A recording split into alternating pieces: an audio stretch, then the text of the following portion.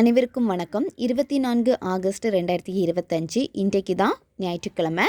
ஆவணி முதல் வாரத்தில் வரக்கூடிய 3ஆம் பிறை. இந்த 3ஆம் பிறையை நீங்கள் தரிசனம் செய்தால் உங்களுக்கு செல்வம் இரட்டிப்படையும். வீட்டில் செல்வம் தங்க மாட்டேங்குது, எப்பவுமே செலவு மேலே செலவு வந்துக்கிட்டே இருக்கு, எந்த ஒரு பணத்தையுமே மிச்சப்படுத்த முடியலை அப்படின்னா இன்றைக்கி நீங்கள் தவறவே விடாதீங்க.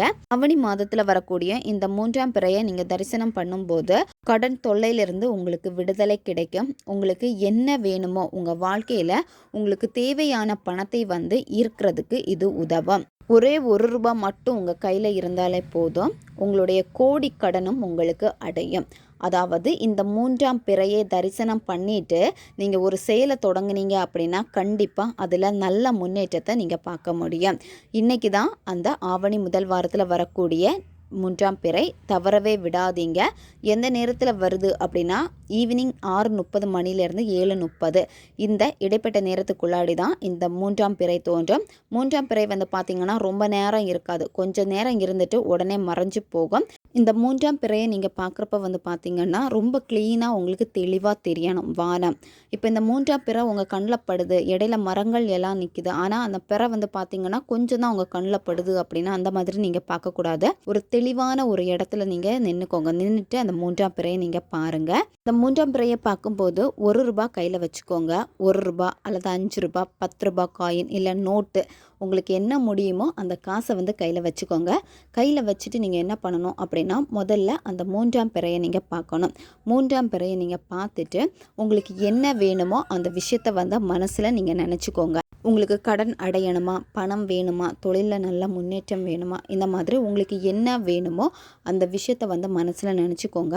மனசில் நினச்சிட்டு அந்த பிறையை நீங்கள் தரிசனம் பண்ணுங்கள். பார்த்துட்டு உடனே நீங்கள் என்ன பண்ணணும் அப்படின்னா உங்கள் கையில் இருக்கக்கூடிய அந்த நாணயத்தை நீங்கள் பார்க்கணும். வேறு எந்த இடத்தையுமே நீங்கள் பார்க்கக்கூடாது. பிறையை பார்த்துட்டு கண்களை மூடிட்டு கையில் வச்சுருக்கக்கூடிய அந்த ரூபாய் நோட்டை நீங்கள் கண்ணை ஓப்பன் பண்ணுறப்போ உங்கள் கண்ணில் தெரியணும். இந்த மாதிரி தான் நீங்கள் பார்க்கணும். எந்த விதமான பூஜை முறைகளோ வழிபாட்டு முறைகளோ எதுவுமே கிடையாது. கையில் வச்சுருக்கக்கூடிய நாணயத்தை என்ன பண்ணணும் அப்படின்னா பச்சை கலரில் துணி எடுத்துக்கோங்க. சின்ன கர்ச்சிப் சைஸில் எடுத்துக்கோங்க. அதில் இந்த நாணயத்தை வச்சுட்டு நீங்கள் அதுக்கு கூட பார்த்திங்கன்னா கொஞ்சமாக பச்சை கற்பூரம் வச்சுக்கோங்க. 3 ஏலக்காய் வச்சுக்கோங்க. ஒரு சின்ன துண்டு வசம்பு வச்சுக்கோங்க. மருதாணி விதை வச்சுக்கோங்க. மருதாணி விதை வச்சிங்க அப்படின்னா உங்களுக்கு பண அட்ராக்ஷன் பார்த்திங்கன்னா ரொம்ப அதிகமாக இருக்கும், ஸ்பீடாகவும் இருக்கும். சரியா? பணம் எந்த வழியில் இருந்தாலும் சரி உங்களுக்கு தடை இல்லாமல் வந்துக்கிட்டே இருக்கும். பொருட்களை எல்லாமே அந்த துணியில் வச்சுட்டு என்ன பண்ணணும்னா அந்த துணியை கட்டிடுங்க. கட்டிட்டு நீங்கள் தொழில் செய்யக்கூடிய உங்களுடைய கல்லாப்பெட்டியில் நீங்கள் வச்சுக்கலாம், அல்லது உங்களுடைய பேக்கில் பர்ஸில் நீங்கள் வச்சுக்கலாம், பீரோவில் நீங்கள் பணம் வைக்கக்கூடிய இடத்துல நீங்கள் வச்சுக்கலாம். இந்த மாதிரி பணம் எந்த இடத்துல நீங்கள் வைப்பீங்களோ அந்த இடத்துல இந்த பொருள் நீங்கள் வச்சுருங்க. அதுக்கப்புறம் பாருங்கள், பணம் புரண்டுக்கிட்டே இருக்கும். எந்த வழியில் இருந்தாலும் சரி பணம் உங்களை தேடி வந்துக்கிட்டே இருக்கும். அடுத்த 3ஆம் பிறை வரப்போ என்ன பண்ணணும் அப்படின்னா இதில் வச்சுருக்கக்கூடிய அந்த பொருள் எல்லாமே ஓடுற நீர்நிலையில் போட்டுருங்க. அந்த காயினை மட்டும் கையில் வச்சுக்கோங்க. வச்சுட்டு இதே மாதிரி திரும்ப நீங்கள் 3ஆம் பிறையை தரிசனம் பண்ணிவிட்டு இதே மாதிரி புதுசாக பொருட்களை வச்சு நீங்கள் கட்டி வச்சுருங்க. பணம் அதுக்கப்புறமா வந்துக்கிட்டே இருக்கும். அனுபவ உண்மை இது. இதில் இன்னொரு முறையும் இருக்குது. என்ன அப்படின்னா நம்மளுடைய பெரியவங்க பார்த்திங்கன்னா காசு வாங்குவாங்க. அதாவது காசு யார் கையிலேருந்து வாங்கினா ரொம்ப நல்லா இருக்குமோ, மணி அட்ராக்ஷன் கொடுக்குமோ அவங்கக்கிட்டேருந்து காசு வாங்குவாங்க. அப்படி கூட நீங்கள் காசு வாங்கிக்கலாம். நீங்கள் அந்த பிறையை தரிசனம் பண்ணிவிட்டு உடனே கண்ணை மூடிட்டு அவங்கக்கிட்டேருந்து அந்த காசை வாங்கிட்டு நீங்கள் அந்த காசை நீங்கள் பாருங்கள். என்கிட்ட இருந்து எங்கள் அப்பா பாட்டி இவங்க எல்லாருமே வாங்குவாங்க பிறையை பார்த்தாங்கன்னா. ஏன்னா இது வழி அவங்க நிறைய பலன் அடைஞ்சிருக்காங்க.